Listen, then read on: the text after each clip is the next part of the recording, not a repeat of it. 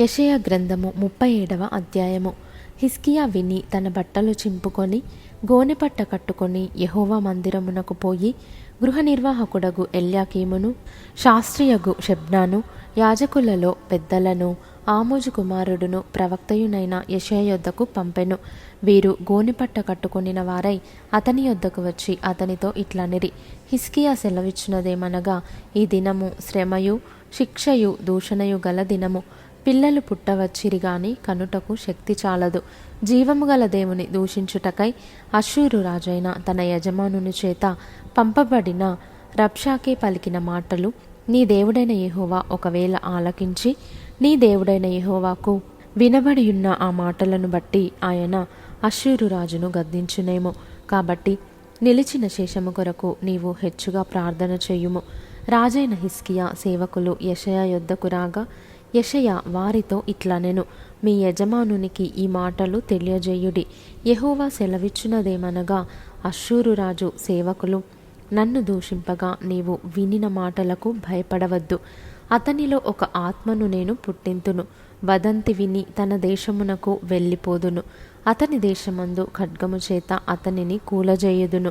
అశ్షూరు రాజు లాకీషు పట్టణమును విడిచి వెళ్ళి లిబ్నా మీద యుద్ధము చేయుచుండగా రబ్షాకే పోయి అతని కలుసుకొనెను. అంతటా కూషు రాజైన తిర్హాక తన మీద యుద్ధము చేయుటకు వచ్చెనని అశ్షూరు రాజునకు వినబడినప్పుడు అతడు హిజ్కియా యొద్దకు దూతలను పంపి ఈలాగు ఆజ్ఞ ఇచ్చెను, యూదారాజుకు హిజ్కియాతో ఈలాగు చెప్పుడి, యెరూషలేము అశ్షూరు రాజు చేతికి అప్పగింపబడదని చెప్పి నీవు నమ్ముకొనియున్న నీ దేవుని చేత మోసపోకుము.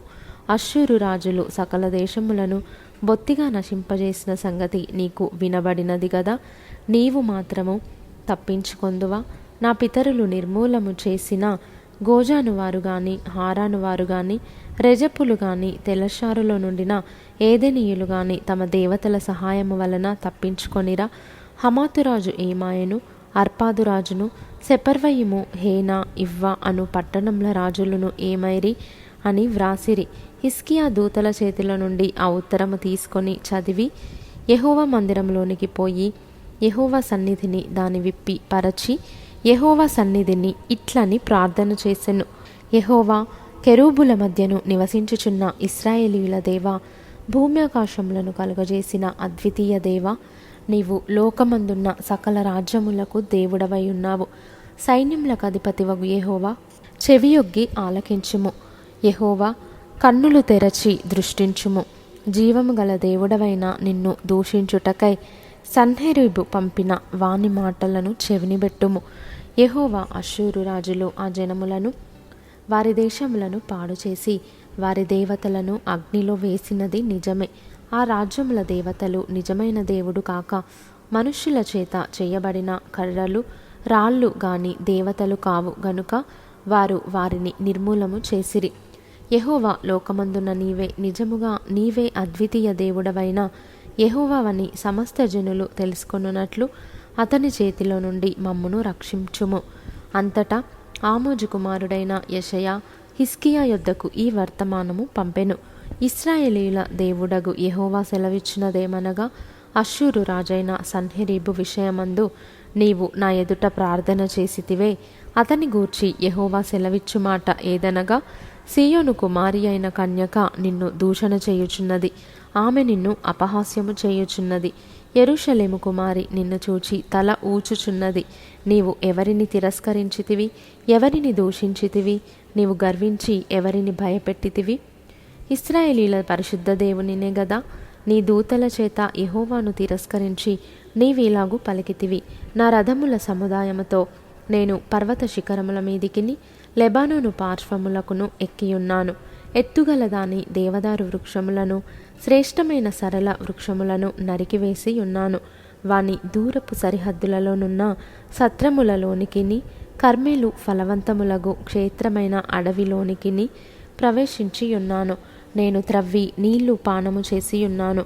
నా అరకాలి చేత నేను దిట్టమైన స్థలముల నదులనన్నిటినీ ఎండిపోచేసి ఉన్నాను. నేనే పూర్వమందే దీన్ని కలుగజేసి తిననియు పురాతన కాలమందే దీని నిర్ణయించి తిననియు నీకు వినబడలేదా? ప్రాకారములు గల పట్టణములను నీవు పాడుదిబ్బలుగా చేయుట నా వలననే సంభవించినది.